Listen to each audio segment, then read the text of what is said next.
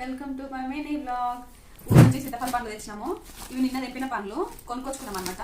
అంటే అది తెంపినాం కానీ తెంపినే మంచిగా లేవని మళ్ళీ కొనుక్కొచ్చుకున్నాము. ఇంట్లో ఎన్ని పండినాయో ఎన్ని ఖర్చు ఉన్నాయో చూద్దాం. 1 2 3 ఓ పండింది రో ఒకటి పండినవి అన్ని బేషన్లో పెడతా. ఇవన్నీ కచ్చగానే ఇటు పెడదాం.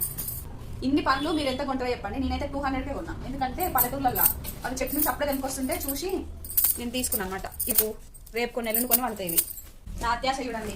నేను ఈ బేసి నిండా పండుగ సేమ్ అనుకున్నా. 3 పండినాయి. ఇవన్నీ రేపు ఎల్లుండి పండుతాయి. ఇవన్నీ ఒక 4 days అయినా పడుతుండొచ్చు పండడానికి. కానీ ఒక్కొక్కటి ఎంత పెద్ద ఉంది చూడండి. మనము మార్కెట్లోనే హైబ్రిడ్ అవి హైబ్రిడ్ కాయలు వేస్ట్ అవి. ఇప్పుడు ఇవి 2 కొనాలన్నా మినిమం 60-70 రూపీస్ ఉంటుంది. కానీ 200కే ఇవన్నీ వచ్చినాయి. ఇప్పుడు ఎట్లా పడుతుంది? న్యాచురల్ ఫ్రూట్, మందులు కెమికల్స్ ఏం లేకుండా వాళ్ళు అడవిలోకి నుంచి తెంపుకొచ్చారు. ఉంది మళ్ళీ అన్ని సంచులు వేసిన.